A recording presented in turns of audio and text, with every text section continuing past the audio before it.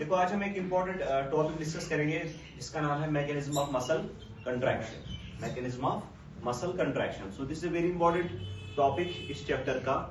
जो ये चैप्टर है इसका ये बहुत ही इंपॉर्टेंट टॉपिक है, that is called as mechanism of muscle contraction. तो आज हम देखेंगे कि कैसे एक मसल कंट्रैक्ट करती है। ठीक है, देखो सबसे पहला पॉइंट जो आप इसमें याद रखेंगे दैट इज, मैंने आपको प्रीवियस लेक्चर में बोला था कि मसल कब कंट्रैक्ट करेगी। सो ये तब कंट्रैक्ट करती है जब हमारा central nervous system motor neuron के थ्रू एक सिग्नल भेजता है in the form of neurotransmitters. ठीक है ना। तो फॉर एग्जांपल मैंने यहाँ पे ये दिखाया है, ये डिफरेंट कलर से मैंने दिखाया। आप कंसिडर करो suppose this is a motor neuron, this is a. तो मोटर न्यूरॉन का काम क्या होता है, ये हमारे सेंट्रल नर्वस सिस्टम से इंफॉर्मेशन को लाता है और उसको ट्रांसमिट करता है टू द मसल, या मसल को इंफॉर्मेशन देगा, या किसी सेल को इंफॉर्मेशन देगा, या किसी ग्लैंड को स्टिमुलेट करेगा। ठीक है, तो यहाँ पे आप कंसिडर करेंगे ये जो यहाँ पे मैंने सेल ड्रॉ की है, इसका स्ट्रक्चर मैंने आपके साथ ऑलरेडी डिस्कस किया है। तो ये एक सेल है, दिस सेल इज कॉल्ड है, जिसको हम नाम देते हैं मसल फाइबर। क्या नाम देते हैं? मसल फाइबर बोलो या मसल सेल बोलो। ठीक है, इसके डिफरेंट कंपोनेंट्स मैंने आपके साथ डिस्कस किए थे। तो सबसे पहला इंपॉर्टेंट कंपोनेंट जो हमने इसमें डिस्कस किया था इस मसल सेल का या इस मसल फाइबर का, that is called as the sarcolemma. That is called as the तो sarcolemma क्या है? This is the plasma membrane of the muscle fiber. ये मसल फाइबर का क्या होता है? Plasma membrane. उसको हम क्या नाम देते हैं? सार्कोलीमा। क्या नाम देते हैं? सार्कोलीमा। ठीक है, सार्कोलीमा के बाद हमने डिस्कस किया था, मैंने ये ट्यूब्यूल लाइक स्ट्रक्चर्स यहाँ पे दिखाए थे आपको, तो इनका मैंने नाम दिया था, इनको हम बोलते हैं टी ट्यूब्यूल्स या कॉल्ड एज।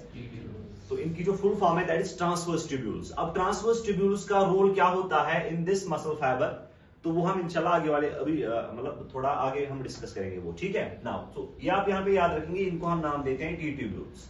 ठीक, उसके बाद मैंने कहा था जो ये मसल फाइबर है इसका जो साइटोप्लाज्म होता है, इस मसल फाइबर का जो साइटोप्लाज्म होता है उस साइटोप्लाज्म को हम नाम देते हैं that is called as sarcoplasm. That is called as sarcoplasm. So what is sarcoplasm?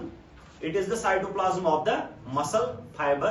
जो ये मसल फाइबर है इसका जो साइटोप्लाज्म है उसको हम नाम देते हैं सार्कोप्लाज्म। क्या नाम देते हैं? सार्कोप्लाज्म। उसके बाद जो नेक्स्ट इंपॉर्टेंट पॉइंट हमने इसमें डिस्कस किया था दैट इज ईआर। तो जो एंडोप्लाज्मिक रेटिकुलम होता है इस मसल फाइबर का, उसको हम नाम देते हैं सार्कोप्लाज्मिक रेटिकुलम।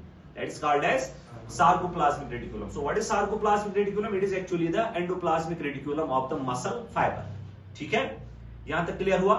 अब ईआर का मैंने आपको बोला था, ईआर यहां पे एक्ट करता है, जो ये एंडोप्लाज्मिक रेटिकुलम है या सार्कोप्लाज्मिक रेटिकुलम है, it acts as the store house of calcium. It acts as the, so this ER acts as the store house of calcium. Store house of calcium, दैट मींस इसमें कैल्शियम स्टोर होता है इस ER में। अब इस कैल्शियम का रोल क्या है वो हम आगे देखेंगे कंट्रैक्शन में। ठीक है, यहां तक क्लियर। इसके बाद हमने डिस्कस किया था, मैंने आपको बोला था कि ये जो सेल है इसमें लार्ज अमाउंट्स ऑफ ग्लाइकोजन होता है, लार्ज अमाउंट्स ऑफ ग्लाइकोजन, और इसमें एक इंपॉर्टेंट ऑक्सीजन बाइंडिंग प्रोटीन होता है जिसको हम क्या नाम देते हैं? मायोग्लोबिन। क्या नाम देते हैं? मायोग्लोबिन। तो इनकी फंक्शन भी हम आगे डिस्कस करेंगे। ठीक है, यहां तक क्लियर हुआ? हाँ, अब ये जो सिलेंड्रिकल स्ट्रक्चर मैंने यहाँ पे दिखाया है, तो मैंने आपको बोला था एक कैरेक्टरिस्टिक फीचर होता है मसल सेल्स का, that is the presence of these, इन वाले स्ट्रक्चर्स को हम नाम देते हैं myofibrils. They are called as myofibrils. इनको हम एक और नाम भी देते हैं, so they are also called as myofilaments. They are also called as myofilaments. ठीक है, तो ये मायोफिलामेंट्स इसमें बहुत सारे होते हैं, they are arranged parallel to each other. They are arranged parallel to each other. तो बहुत सारे इसमें मायोफिब्रिल्स या मायोफिलामेंट्स पाए जाते हैं। ठीक है, तो अब इसके बाद हम इसमें देखेंगे कि जो मायोफिब्रिल्स होते हैं या मायोफिलामेंट्स होते हैं, ये डिफरेंट टाइप्स ऑफ प्रोटीन्स के बने होते हैं, जिनमें दो इंपॉर्टेंट प्रोटीन्स आते हैं। एक को हम नाम देते हैं एक्टिन और दूसरे को हम क्या नाम देते हैं? मायोसिन। एक्टिन एंड मायोसिन, वो हम आगे वाले अभी नेक्स्ट स्लाइड में डिस्कस करेंगे। यहां तक क्लियर हुआ? नाउ अब आप बोलेंगे सर ये जो रेड से आपने यहां से ये स्ट्रक्चर दिखाया है, ये वाला रेड वाला स्ट्रक्चर, तो ये जो रेड वाला स्ट्रक्चर है this is actually a protein, एक इंपॉर्टेंट प्रोटीन है, and this protein is called as, इस प्रोटीन को हम नाम देते हैं dystrophin. This protein is called as dystrophin. क्या नाम है इस प्रोटीन का? डिस्ट्रोफिन। तो ये डिस्ट्रोफिन प्रोटीन जो है, अब आप बोलेंगे सर यहाँ पे ये क्यों है, या ऐसे ही नहीं होगा। तो डिस्ट्रोफिन की एक इंपॉर्टेंट फंक्शन है, मैंने आपको लास्ट टाइम भी बोला था कि ये जो डिस्ट्रोफिन है ये क्या करता है, ये इस मायोफिब्रिल को या इस मायोफिलामेंट को ये लिंक करता है, कनेक्ट करता है विद द सार्कोलीमा, विद द सार्कोलीमा। आपको ऐसा देखो, आप ऐसे कंसीडर करो, सपोज ये है, this is the सार्कोलीमा, this is the सार्कोलीमा, सार्कोलीमा is plasma membrane of the muscle fibre. तो आप कंसीडर करो दिस इज द सार्कोलीमा, ये सार्कोलीमा है, ठीक है। अब ये जो मार्कर है, दिस मार्कर, इसको आप कंसीडर करो this is the dystrophin protein. ये क्या है? ये डिस्ट्रोफिन प्रोटीन है।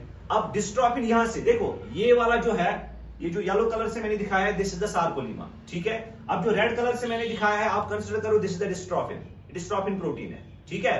तो डिस्ट्रोफिन प्रोटीन सार्कोलीमा के साथ कनेक्ट हो जाता है, लेकिन खुद यहां से डिस्ट्रोफिन मायोफिब्रिल के साथ भी कनेक्ट हो रहा है। इट मींस डिस्ट्रोफिन का काम क्या है?